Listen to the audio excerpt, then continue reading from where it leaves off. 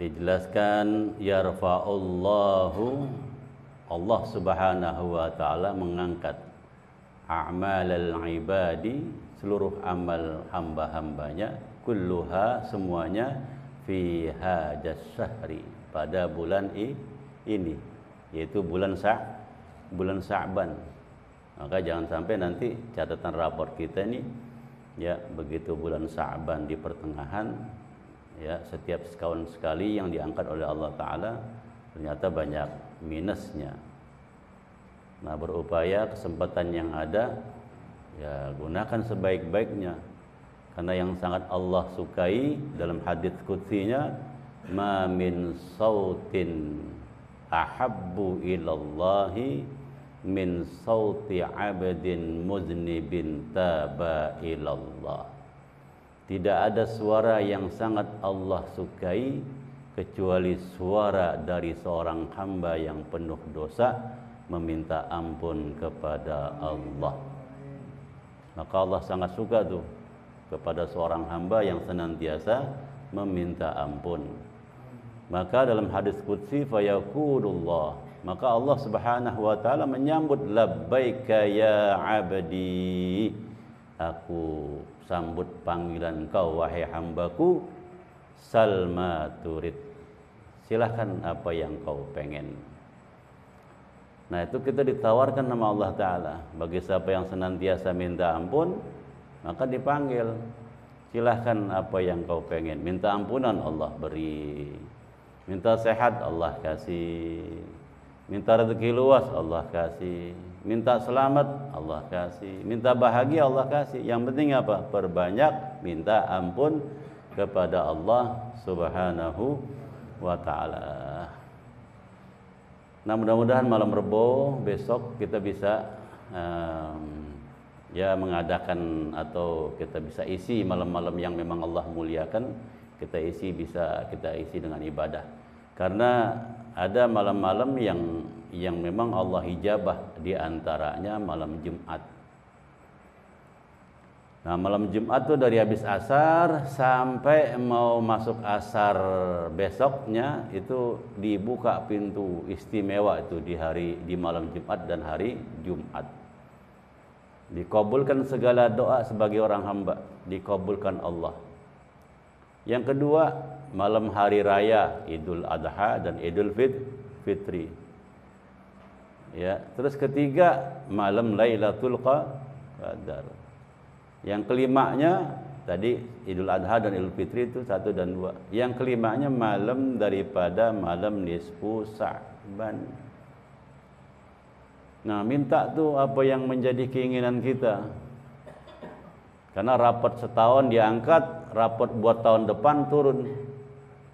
Minta apa yang menjadi kebutuhan kita, ampunan, berkecukupan dunia dan akhirat. Maka dalam hadis riwayat Nabi Muhammad SAW yang diriwayatkan oleh Abu Hurairah, ya, an Abi Hurairah radhiyallahu anhu qala alaihi salatu wassalam, jadi Rasulullah SAW di saat malam daripada malam nisfu Sya'ban itu didatengin, atani Jibrailu, jadi datang malaikat Jibril, ya, lailatan, di pada malam nisfu min Sya'ban, setengah daripada bulan Sya'ban. Jadi malaikat Jibril ngasih tahu, ya Rasulullah, ini malam-malam istimewa yang mana Allah bukakan segala pintu langit dan pintu rahmatnya.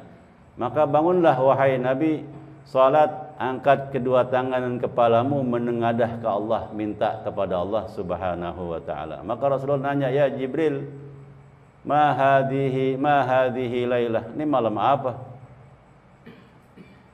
Rasulullah Jibril bilang, ini malam di mana malam khusus ya Nabi. Di mana malam ini Allah bukakan 300 pintu rahmat dan Allah ngampunin seluruh umat manusia yang tiada menyekutukan Allah Subhanahu wa taala. Maka Allah ampunin segala dosa kesalahannya, kecuali kata malaikat Jibril, di antara yang tidak Allah ampuni, ya, mau masuk Ramadan dia juga belum bertobat, maka Allah tidak ampuni. Di antara yang pertama, aqul walidain, durhaka ama kedua orang tua. Tuh, mau masuk Ramadan belum juga itu tobat dia, maka tidak diampuni Allah Ta'ala. Tapi kalau dia bertobat, ya diterima sama Allah. Sebanyak dosa apapun kalau kita kembali kepada Allah, tadi udah saya sampaikan, Allah sangat cinta ya kepada suara yang meminta ampun. Jadi sebesar apapun ini dosa, kalau minta ampun pada Allah, maka Allah ampunin. Tapi aqul walidain, minta redha kepada kedua orang tua. Yang kedua, mau masuk Ramadan dia juga belum tobat. Yaitu siapa nih? Orang yang suka ngadu domba. Namaim, namimah. Ya, suka ngadu domba, suka ngomongin jelekan orang dan lain sebagainya. Dia belum bertobat. Kalau dosa sama Allah sebesar gunung pun Allah ampuni. Tapi kalau dosa sama manusia, ya minta ridha dulu. Minta ridha, minta maaf. Nah, yang ketiga, orang yang tiada diampuni Allah, ya, yaitu maksudnya tidak diampuni, dia belum bertobat juga ini. Yang ketiga, akilur riba, orang yang suka makan riba. Tapi nggak ada di sini rentenir ya, nggak ada ya, alhamdulillah, selamatlah. Yang selanjutnya, mudminul khamri, orang yang suka minum khamr, baik yang minum maupun yang jualan, Bang Mat. Yang jualan walaupun dia kagak minum kena, karena sebab dia gitu. Jadi maksudnya mudmin itu yang minum kena, tanpa ada yang jual nggak ada yang bisa minum. Yang selanjutnya, orang yang berzina, naudzubillah min dzalik. Yang nyediain tempat juga kena, yang nunjukin juga kena. Dia ikut patungan kena juga. Naudzubillah min dzalik. Maka berlindung pada Allah. Yang selanjutnya, sahiron, tukang sihir. Nah, maka yang profesi-profesi sihir sekarang bertobat dah. Ya, gak nyihirin orang apa gitu. Orang disihirin. Atau dia datang ke tukang sihir. Nah, itu. Yang selanjutnya, kahinun, yaitu dukun yang suka ngajarin orang untuk ngeramal. Ya, ngeramal, ngadu nasib dan lain sebagainya. Al-musahinan, dan selanjutnya orang yang masih nyimpen dendam, ngambek, keki, kesel. Nah, ini nggak diampuni kalau dia nggak bertobat kepada Allah Subhanahu wa ta'ala. Allah kasih kesempatan nih beberapa hari dan mau menjelang Ramadan, bersihkan diri kita. Makanya orang-orang dulu tuh kalau masuk Ramadan, dia minta maaf dulu. Minta maaf-maafan. Kalau kita enggak, biarin nih, kita sekarang kita ribut, nanti lebaran kita minta maaf. Kalau kita begitu kan, biarin aja, gak apa-apa, nanti momennya kita pas lebaran, pas banget itu. Kalau sekarang kita kagak tepat nih momennya. Tapi orang dulu kagak. Karena apa? Mau masuk Ramadan, itu dia bersih-bersih dulu. Karena kalau masih ada melekat sesuatu yang memberatkan dirinya, zahir dan batin, maka begitu masuk Ramadan, bawaan ibadah juga berat. Melaksanakan ibadah Ramadan itu berat. Apalagi yang tipe-tipe ya pemalas dah. Kayak model saya nih, kalau udah tidur nih, habis subuh, nanti bangun-bangun, ya Allah, nggak terasa puasa. Kenapa? Kurang 5 menit lagi ajan. Luar biasa. Ini puasa hari ini emang gak ada rasanya. Kenapa? Ya tidur habis subuh, terus dibangun kurang 5 menit. Itu luar biasa itu.